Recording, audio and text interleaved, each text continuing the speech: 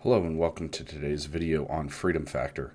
I'm going to be talking about Project 2025, what it is, what it isn't, and do a deep dive into the document itself to dispel some of the rumors, misconceptions, and other confusion surrounding it. And I'm going to try and be as unbiased as possible. So, let's get into it. So I've gone through the document itself is 922 pages. This also includes the blank pages that are included, as well as a lot of extra additions. So to break it down a little bit, the first 13 pages are consisting of table of contents, acknowledgments, a note from the director detailing on what the project is based on, and then a list of the advisory board. So we don't really need to get into that. And then pages 16 through 24 are bios on each of the authors, and pages 26 through 32 are the various contributors to the project.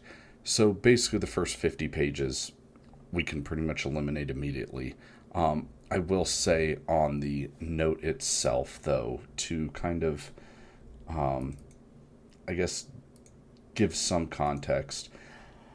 They say that the project is built on four pillars put up on screen here. Pillar one is basically to place a consensus view on how major federal agencies must be governed, and where disagreement exists, brackets out these differences for the next president to choose a path. Pillar two, a personal database that allows candidates to build their own professional profiles. It's basically, these are all, pillar three is the administration academy, explaining how government functions.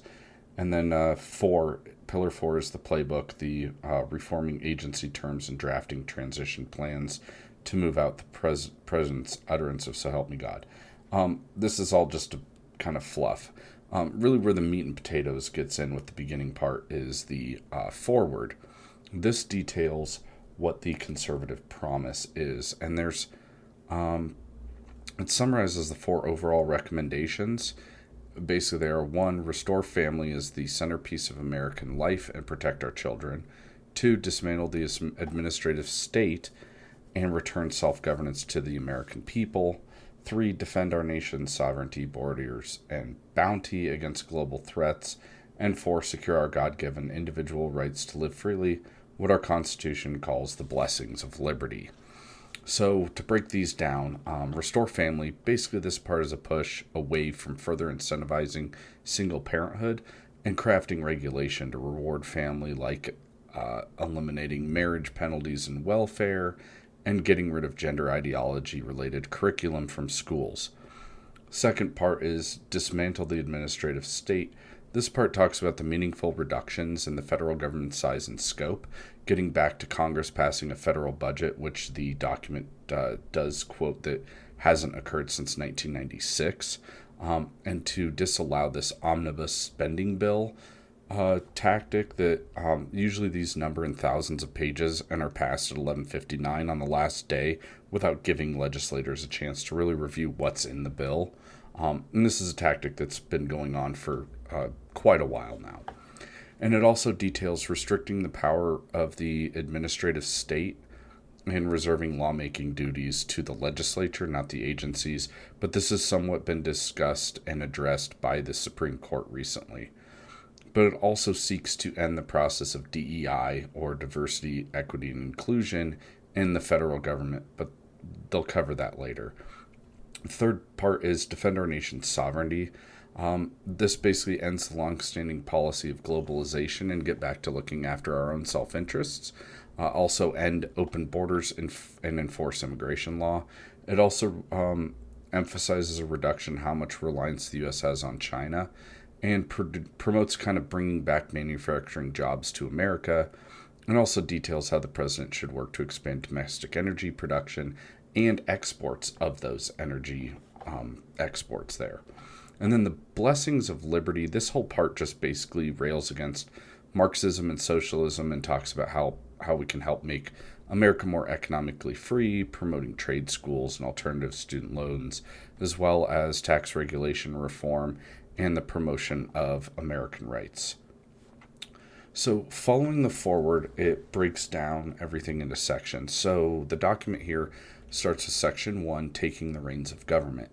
It kind of has I guess the overall summary in the first part of the section, and it begins by detailing the difference between what is referred to as woke revolutionaries, or those who believe America is systemically racist and must be transformed, and then those who believe in the founding principles of America and believe in the Constitution and the traditional American way of life, what basically refers to as conservatism.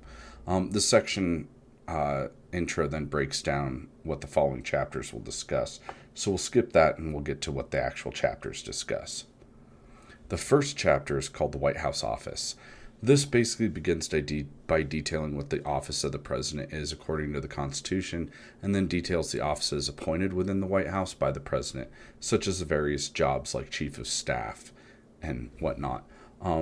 So basically, the chief of staff is detailed as being, the head of the White House office, or the WHO, and how they delegate the various agenda goals to the staff, and then goes through each job and what their role is. It's very cut and dry, very boring. It doesn't really go into any policy. It just says what the different jobs do and what their responsibilities are.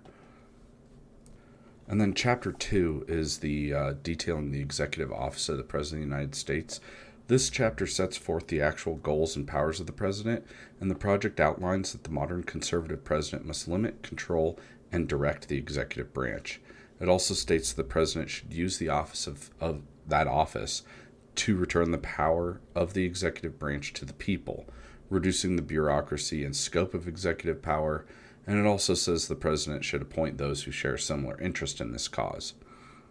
Then later the chapter goes on to detail the various roles. So the Office of Management and Budget, OMB, should assist the president in execution of fiscal policy and help reduce the debt and deficit.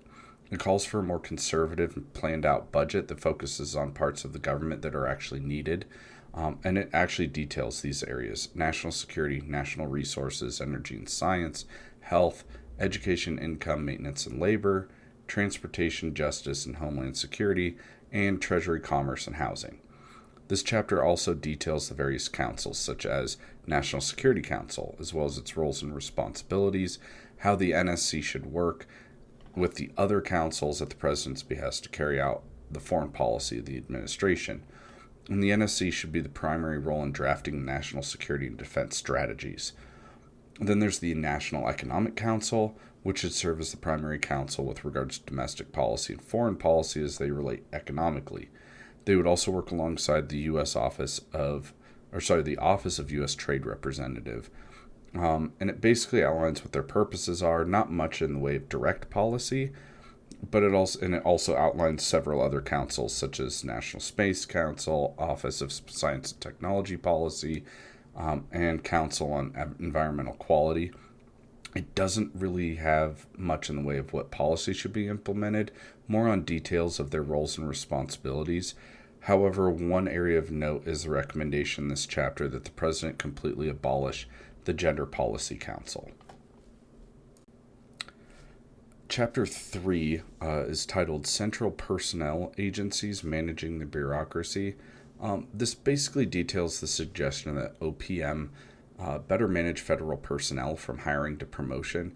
It also calls for hiring to return to those who possess the knowledge, skills, and abilities, and not really rely as heavily as they currently do on exams to select employees. It also calls for a better implementation of a more accountable appraisal system that is merit-based and not based on potentially faulty reviews that just reward mediocre performance at the management level. It describes the successes of the Reagan administration implementation of a merit-based pay system that expired in 1993 and then was never re-implemented, and how that could help to benefit government employees better.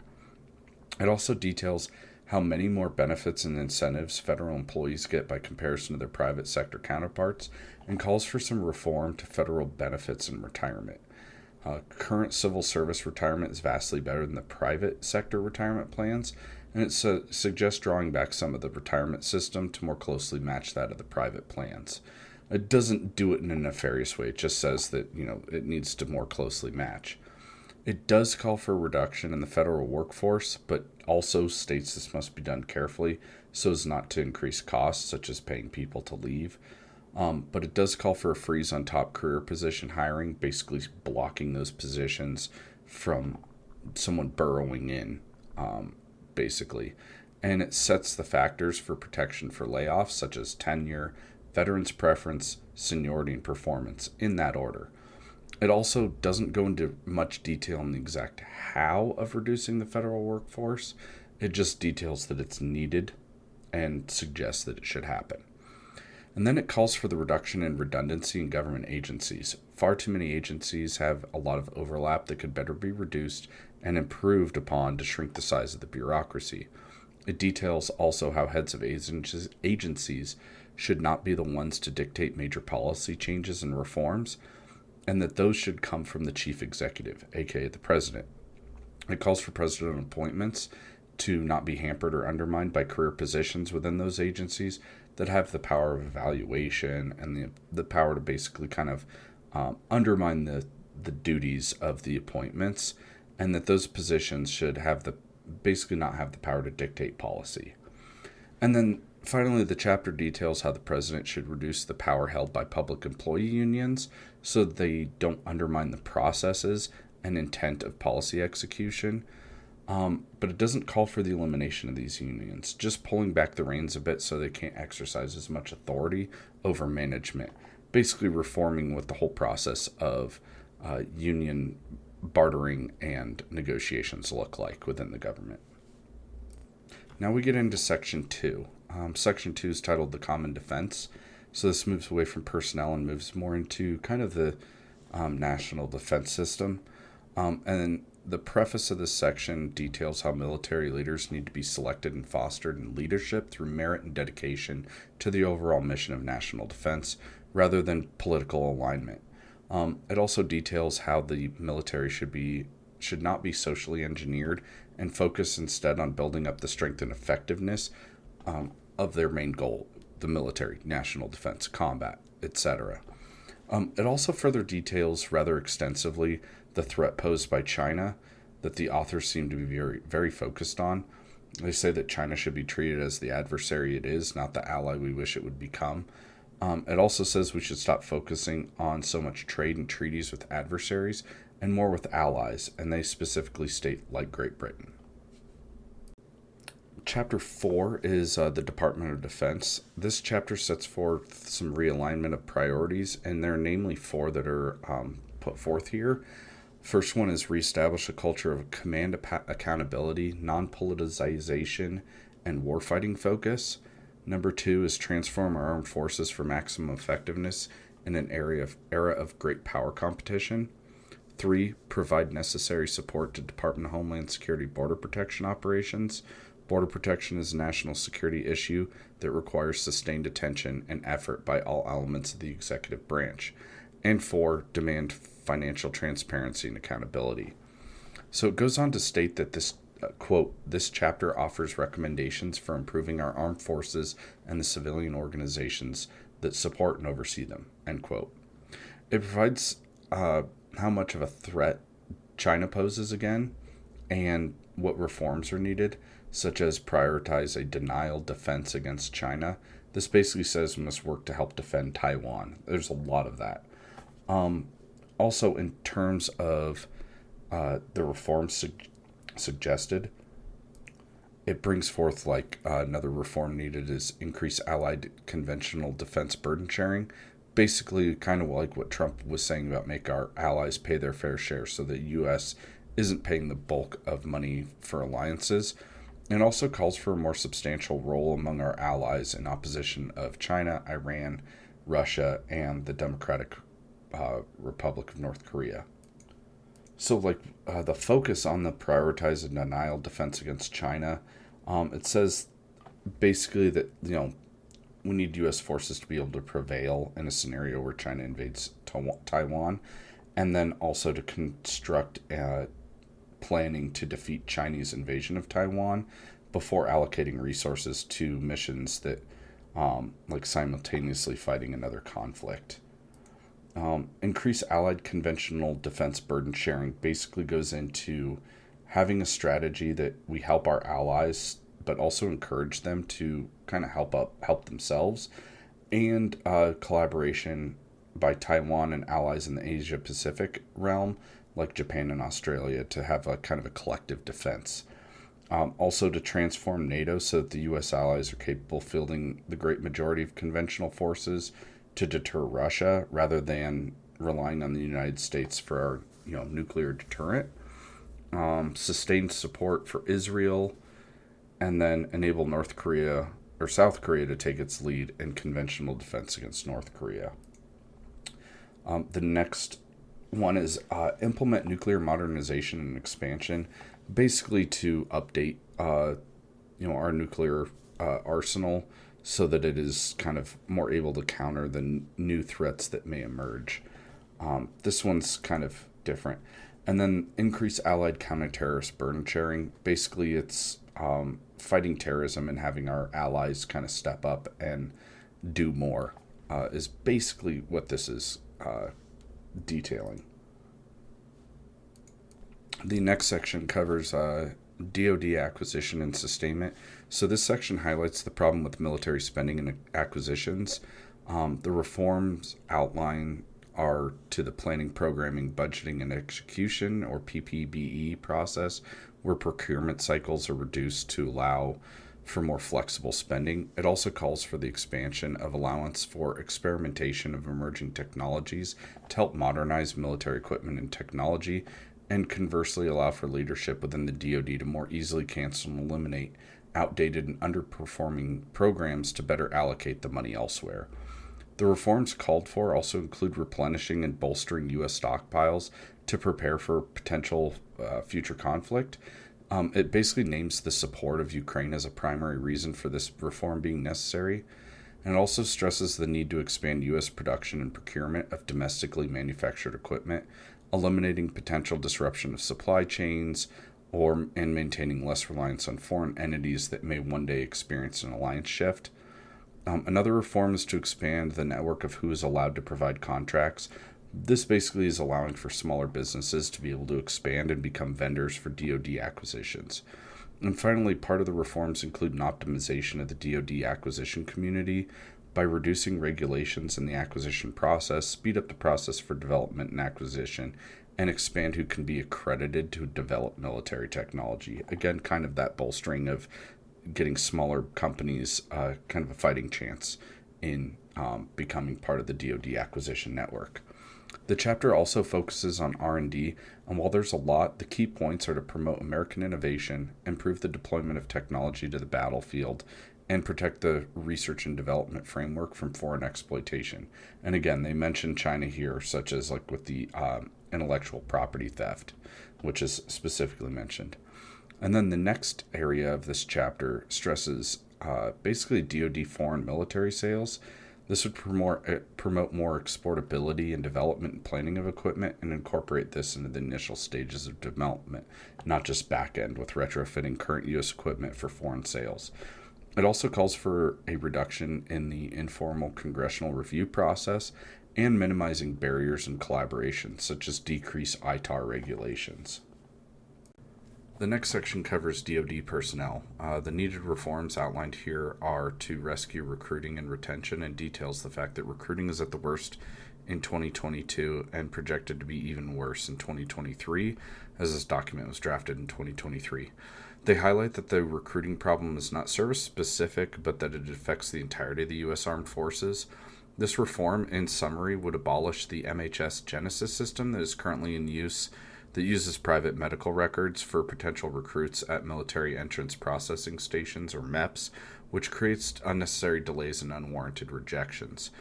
It would also require the ASVAB, the military entrance exam, to be conducted for all students in schools receiving federal funding, and increase the number of JROTC programs in secondary schools. The next reform is restore standards of lethality and excellence. This would enhance the criteria for service and specific career fields based on the needs of those professions. It would remove exemptions from those requiring medical treatment, such as HIV positive and those with gender dysphoria, and it would also remove all personnel currently serving with gender dysphoria. Physical fitness requirements would be revamped to better reflect the requirements of the specific occupational field and not have any considerations for gender, race, ethnicity, or orientation.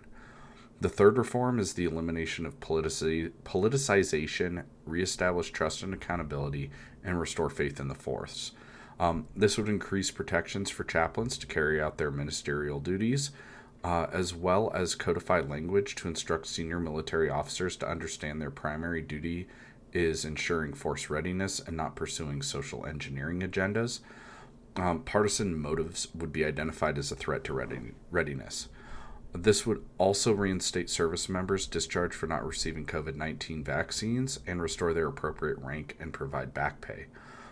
Detailed in this reform, as well as the elimination of DEI and critical race theory programs within the military, and finally, restrict the use of social media to only recruitment purposes, meaning no personnel could use their official capacity to engage civilian critics on social media. It again mentions the reversal of policy to allow transgender individuals to serve in the military and states that taxpayer funding should not be used for surgeries on gender reassignment or abortions for service members. Now, the next reform outlined involves military families, and this basically suggests wage increases and increased allowances for families so they do not have to rely on social benefits such as food stamps or public housing assistance. And it also suggests the improvement of spouse employment opportunities and protections, as well as expanding child care for service members. The next section is concerning DoD intelligence. It's a lengthy written section, but essentially, to summarize, it calls for an expansive intelligence into cybersecurity and helps to keep intelligence operations in line with advances to meet current technological threats. The key reform here is the elimination of intelligence obligations that are unrelated to military readiness, basically ceasing the services of military intelligence assets for use with U.S. government civilian operations, such as security clearances, and moving that to the Office of Personnel Management, except in cases of military security clearance investigations that would stay within DoD intelligence. The next several sections outline the reform suggestions with regard to the various military branches of service. Starting with the U.S. Army, the reforms here are to rebuild the Army. Basically, this calls for an increase in their budget to remain the world's preeminent land power and to accelerate the development and procurement of the 6 current modernization priorities, which include long-range precision fires, next-generation combat vehicle, future vertical lift, the Army network, air and missile defense, and soldier lethality. These are all designed to replace outdated combat systems and ensure ground combat dominance. This reform also calls for the increase of funding to Army training and operational readiness, as well as increase the Army force structure by 50,000 and help improve reformation of recruiting efforts. The next reform is to focus on deployability and sustained operations, which essentially calls for increased production and stockpiling of critical munitions and repair parts, prioritize expeditionary logistics and planning to guarantee entry into theaters of war, and increase joint force training and coordination. The final reform transforms the Army culture and training and calls to move the Army away from the social engineering evolution and testing and move the force back to the focus on the mission. Basically, this means no longer using the United States Army as a platform for social engineering. Moving the alignment of operations planning to a near-peer perspective instead of counterinsurgency operations, and a re-examination of the deployment rotation from the model used over the last 20 years with short-term individual unit rotations. It also calls for the transformation of how the National Guard is deployed in extended combat operations, and finally, address the underlying causes for the increase in Army suicide rates. For the U.S. Navy, the reforms include further investment and expansion of the naval force to include an expansion of the fleet and further development of unmanned systems to augment the manned forces. Also recommended is the procurement of key munitions to increase capacity, and finally, enhance warfighter development through expanded training and wargaming. The Air Force essentially has a lot of the same kind of recommendations, mainly expansion of force assets like the F-35 and B-21, increase in airlift and aerial refueling capabilities to support long-range operations, and the development of mid-range weapons. Further, They call for the development of updating the national nuclear arsenal into the newer Sentinel intercontinental ballistic missiles to help replace the existing aging Minuteman III force to counter China's nuclear modernization. The U.S. Marine Corps has probably the most radical reforms suggested, as it calls for a divestment of systems to better fit the original mission of the Marine Corps. Primarily, the three areas of note are transforming the force structure to eliminate all USMC law enforcement battalions, transform one Marine Infantry regiment into a littoral regiment, meaning nearshore operations, and reduce the size of remaining infantry battalions. Secondly, divest systems or equipment better suited to Army units such as tanks, M777 artillery batteries, and the reduction in the number of advanced amphibious assault vehicles. And finally, the use of funds from previously mentioned divestments to support new systems more suited to the needs of future conflicts, such as increase rocket artillery batteries, increase LAV companies, increase unmanned aerial systems and anti-air systems, and develop long-range strike missiles and anti-ship missiles, as well as modernize infantry equipment. Further, the reforms also call for the transformation of the USMC personnel paradigm that would bring the Marines more in line with the Army's combat arms rank structure, create better retention incentives, and reduce unnecessary deployments to better enable military education. And finally, it would align Navy shipbuilding efforts to better adapt for USMC amphibious operations. The reforms of the remaining forces, U.S. Space Force and U.S. Cybercom, essentially just call for expanding their operational effectiveness and increase their joint force coordination. The project also focuses on the successes of U.S. Special Operations Forces and essentially seeks to suggest reforms in the expanded recognition of their irregular warfare capabilities and use to counter threats that are not related to peer-to-peer conflicts. The final two sections of this chapter detail nuclear deterrence and missile defense, and essentially just call for modernization and expansion to counter threats faced by peers such as China and Russia. In missile defense, it simply calls for increasing our defensive capabilities and countering the threat posed by cruise missiles and hypersonic weapons.